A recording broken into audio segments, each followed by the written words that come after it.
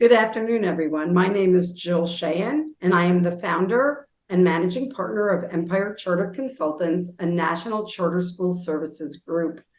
Today, I'm thrilled to introduce you to Josh Miller from Remarkable Academic Foods. And if I had like the cheering Josh, this is where I would enter that. Josh, first, I want to say to people who watch us, Empire Charter Consultants does not take a fee or a percentage from vendors, and we don't take vendor money. We do ask that our vendors provide a service to schools in lieu of us taking money. So remember, please feel free to call our vendors at any time. Josh, tell us a little bit about your company and tell us first about you personally, how you got here. Tell us about your company and what made you launch it. Yeah, so first for me, it starts way back, believe it or not, when I was 8 years old. So I watched my grandmother make scrambled eggs like countless times. For some reason, I had like this super fascination with breakfast. Like I had to watch her. And first of all, thank you for having me on. I'm sorry I segued right into the question, but I wanted to segue. I'm thrilled to have you. thank you for having me on. And but so I watched her do it dozens of times. I would fake sick so I could stay home and have her breakfast. She came over like it was her job every day. And Monday through Friday, she took care of the house for the family and all the meals. And then unfortunately, she had a major stroke one day and she couldn't cook again. But that weekend that it happened, I asked my mom, "Can I go make scrambled eggs?" Like I watched her do. She said, "Yeah."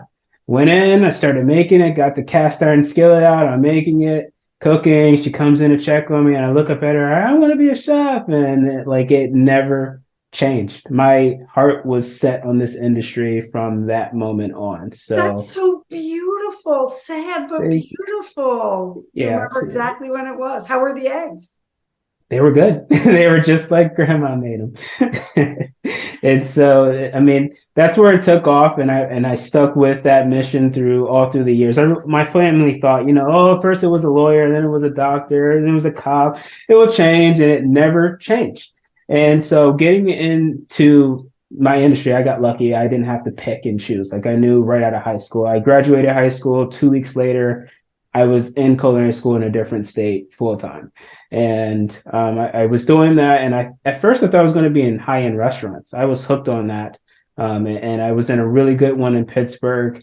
And unfortunately, loans kicked in, and you start seeing how much money you're making, and a shift had to happen. And I got recruited at the time to collegiate dining. So I got on the college campus. I saw what they were doing. I was like, wait, you're doing scratch cooking here. This is not like they're making stocks, they're making their own sauces, their pizza doughs, and I tried it out, and I kept going down that path, and eventually I ended up I was with the same company for 11 years, and I became a culinary director for them in my last position. So I traveled full time across all the divisions, and I just helped assess programs and make roadmap solutions for them essentially, help elevate the programs that weren't elevating at the or working at the rate that we needed them to work at. So that's how I got into it, and I decided to break off and start this company towards the end of last summer. Believe it or not, one for no company bounds. Right, I'm a solution go getter. I don't like to. I don't see the point in having 12 different approvals that need to go through for something that's very small amount of money that's going to make an instant impact to the team or to the students. Like we see the solution, let's get after it. And you can't get that in a corporate setting at all. And another aspect for me is actually being passionate about doing this is looking back at my childhood lunches. So I actually went to private Christian school through eighth grade. And in junior high, they switched locations, and both locations, both buildings, they had a kitchen, but they gave us fast food every day. I had more Arby's roast beef sandwiches than I care to ever tell you. Burger King, I think, was another day of the week. A local fried chicken place, they gave us chicken nuggets from. That was lunch. That was lunch, and they had a kitchen. They needed to make a little bit of investment to do a program, but they never did. And then I went to high school, public high school, and part of the National School Lunch Program. and it was just bare bones. Yeah, I don't think I saw much of any fresh fruits or vegetables. It was either canned and frozen pretty much all the time. And there's nothing wrong. They have their places, but to not have exposure to that as a young child in school, I realized as an adult that that had an impact on me. And so helping schools that see that and they want to go into that stage to elevate their programs, I absolutely want to be a part of the solution, because if you're not a part of it, you're a part of the problem. So, it's definitely a passion for me. And that's how things started off. And it is consulting and training. I can get more into that later, but I also have a podcast. It's called the 5 and 20 podcast. It's revolved around five or so questions in 20 something minutes. And I bring on a different guest for each episode. It's bringing in different subject matter experts, everything from sustainability to equipment to the food itself. All those things we're covering in there. So that's how things got started and where we are today. So that's tremendous. And I want to say, when you grow up, for me, and you're a free and reduced lunch student, or right, or it's the reduced lunch, and you see what the lunches are. As a young kid, I mean, I'm going to be 60, right? So it still resonates with me, horrible lunches. And then when I got into the charter school world, there was a school that has since shut down. They had a chef, a personal chef for I think there were 350 students. And every day there was a new vegetable or fruit or new dish. And if you tried it, he had stickers made that said, "I was brave and tried asparagus today," or Brussels sprouts with balsamic vinegar. And he would come out and talk to the kids. But what you're saying resonates, because I never saw fresh fruit or vegetables in school lunches. Yep. Maybe an apple, and the apples are all smashed up, like somebody didn't care. They were giving them to somebody. Yep. And I do remember thinking, wow, like this is the only choice for some families. And as an adult, when I go into schools and I see some of these lunches, I'm constantly saying, how are we trying to make this better?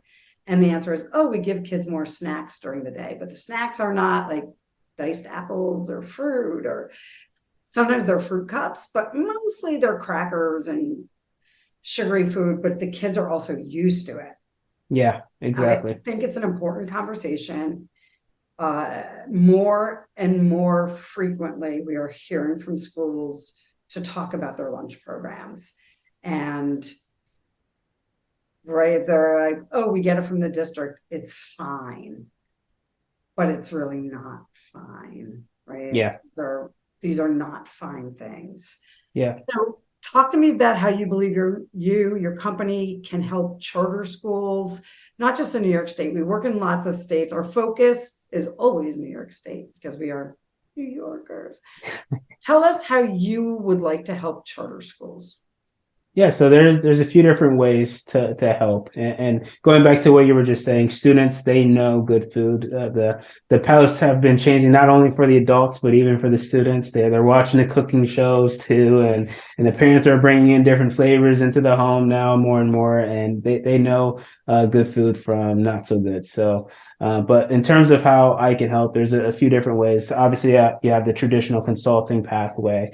Now, depending on the school itself, depending on if they contract the food service to be done by a vendor or if they're doing it themselves, there's different paths and how I can help. But always there's some form of assessing the program. So two things about me: I'm actually a certified professional in food safety. And I am also a certified aller trainer by Menu Trinfo. I am a strong believer that great food is great, but if it's not safe, then what does it matter, right? And it's not just safety for the food itself and making sure that the students are eating safe food, but also the team that is putting it together. It's food and workplace safety, right? We have to make sure we're taking care of the people that are showing up every day to prepare these foods. And so going in and being able to help with that, whether it's audits, things, setting yourself up to where the team there can do an internal checklist to make sure that they're checking all the right boxes and doing that stuff properly is huge. And in terms of the food execution side, if they are self-operated, especially looking at the menus and the recipes, that's half the battle. And they might not have that to begin with. So that's one big obstacle that is in the way of being able to make improvements to their program. And believe it or not, there's companies that are that have software that have recipes plugged in that are part of the National School Lunch Program. Following the right meal patterns and everything, they will actually give you recipes to start you off, and you can add more scratch or speed scratch cooking methods if you or recipes to those databases as well. So being able to help them with that is a strong start. Again, if they are contracted out, I can't go in and start changing their recipes. That's a different path. But if they are self-operated, some other ways that we can help is making sure that they're taking advantage of grant opportunities and making sure that they're part of what they call GPOs, group purchasing organizations, where they're actually able to get some rebates on the food that they're going to purchase anyways. So if you're buying the food, why not get rebates that really don't cost you anything, and now you're able to reinvest more money back into your program for better quality food, better equipment, taking care of your team, all that kind of stuff. And then we can dive into the sustainability aspect, the allergy accommodations, engagement. What you just said with the stickers is part of engagement. It's not just come in, single file line, serve them and go. It's what are we doing to help engage with the students with the food as a vehicle for that, right? How can we help change their perception and their relationship with food? And those engagement opportunities like that and so many more is a big, really good way to help increase that. You know, even if it's like a little cooking show and tell kind of a thing, introducing them to different flavors, different foods. Now that's huge for any successful program, and totally changes their perspective of the food program when they get to know the people behind it as well.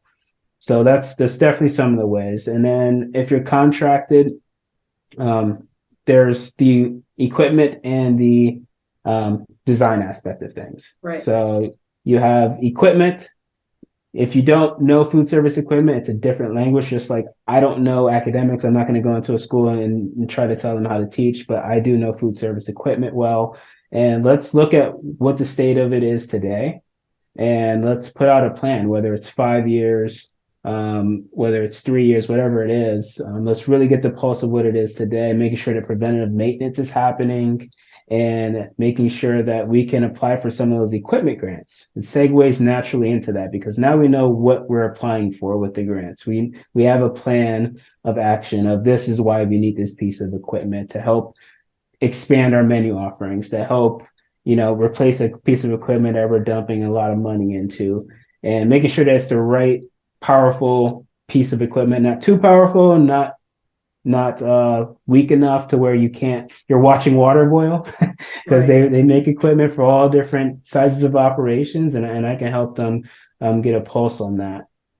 Can I ask a question? Yeah, go for it.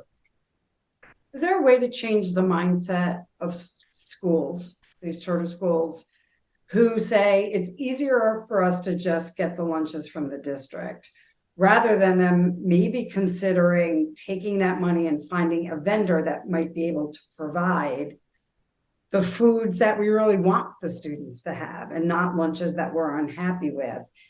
And I know but you can't just change somebody's mind, but Yeah. could we, if we could actually have a conversation with somebody to say, it's not always the district lunches that you're bringing in, there are other options.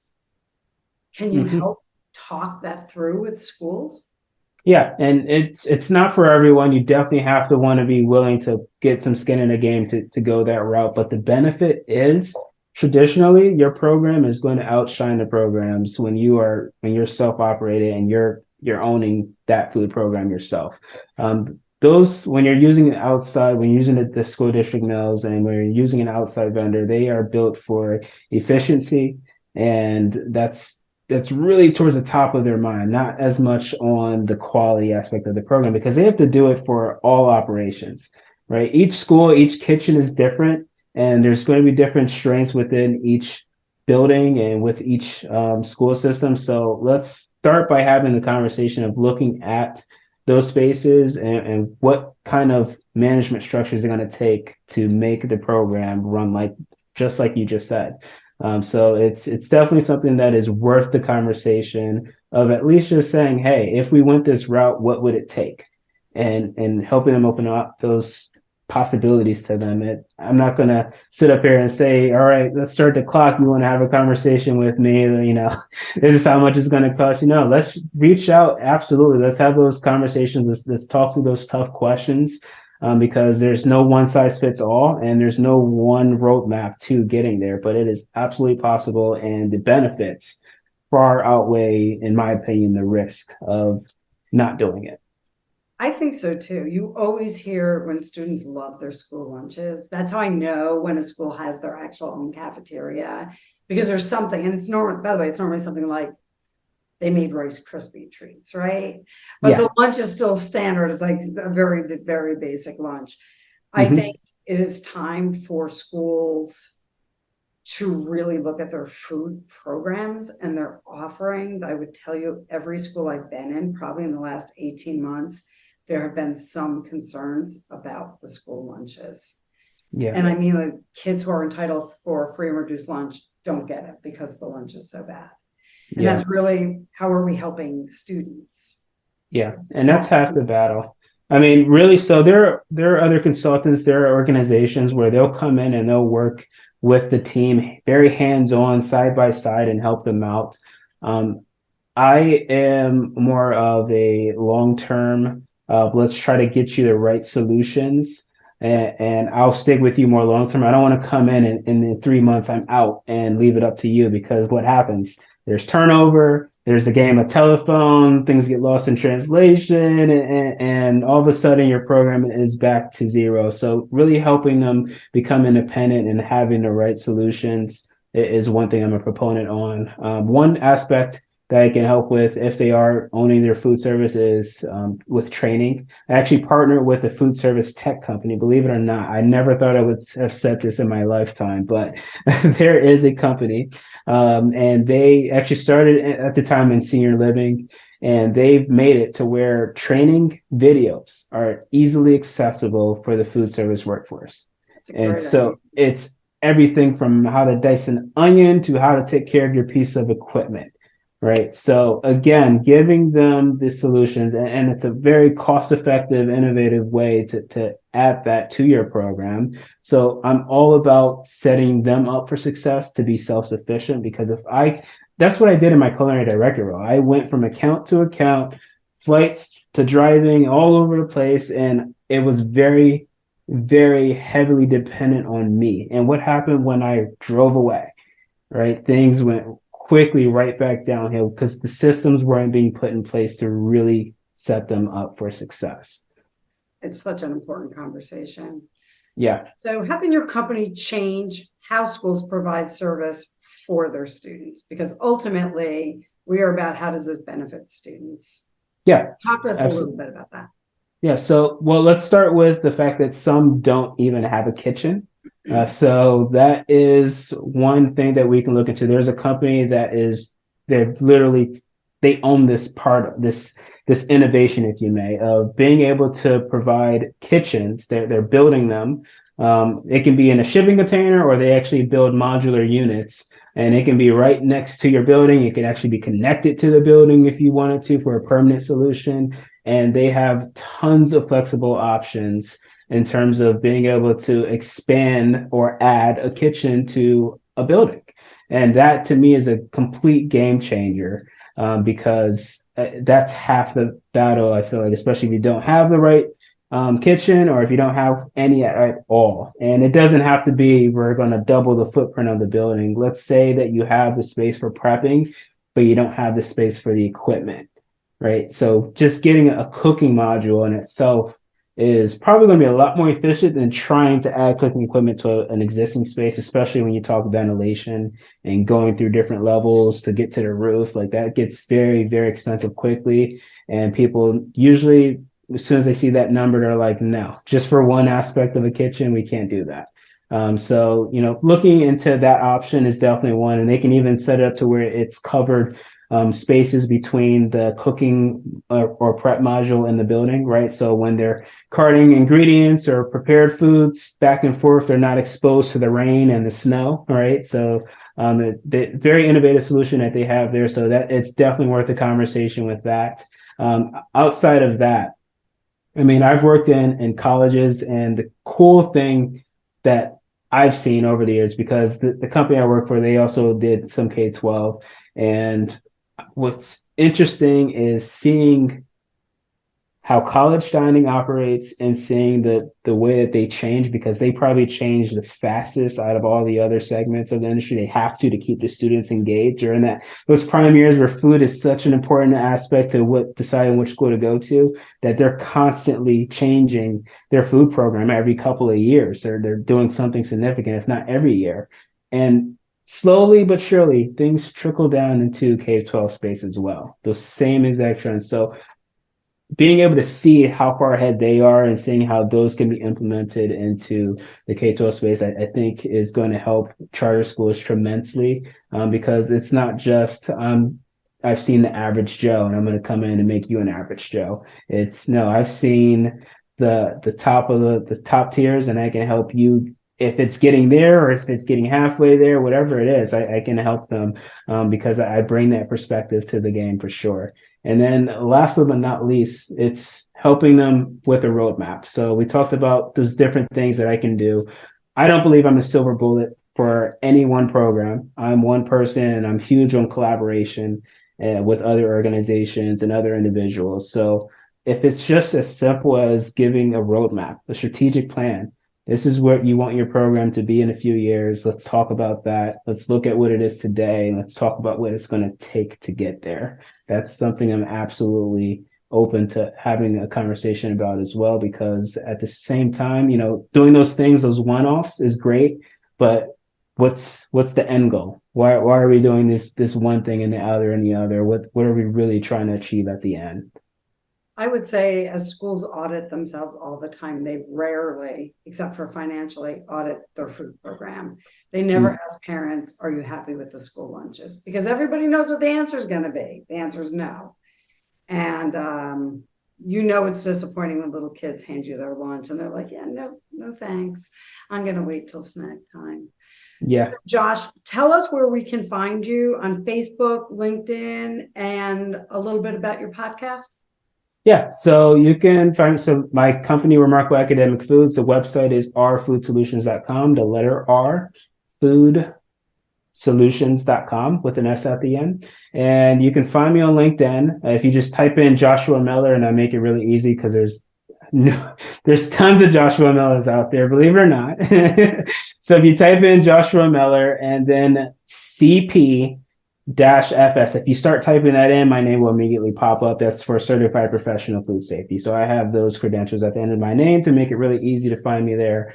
And my podcast is the 5 and 20 podcast, as I was saying earlier. That is anywhere you listen. It is on YouTube. I do announce it on LinkedIn every time I release an episode, but most of the listeners are going to those popular places: Spotify, Apple Music, Google Podcasts, Amazon Music. They're usually going to those streaming platforms to listen to those episodes. So the videos are available on YouTube as well. If you start typing in 5 in 20, so the number 5 in the number 20 podcast by Remarkable Academic Foods, you will find those episodes there. We launch an episode usually about every 2 weeks. So again, focusing on what the other parts of the industry, the other subject matter experts are able to add insights to school food service for everyone.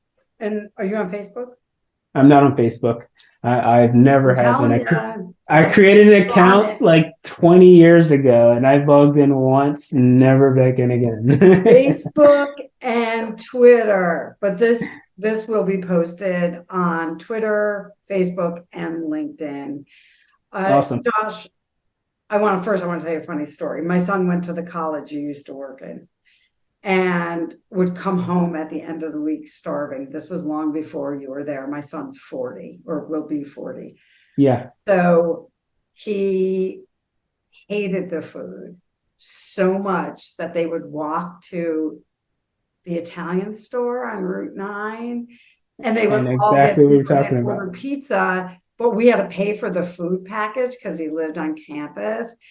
And now when they see your food pictures or for when you were there, they'd be like, we didn't have that food when we were there. We didn't have that food. So it just Yeah, makes me laugh that I'm very sorry that you didn't get to feed my child. yeah, Would that have- that makes me. I wish I could have too. He used to come home on the weekends. I don't know why he lived on campus. We only lived an hour from the school.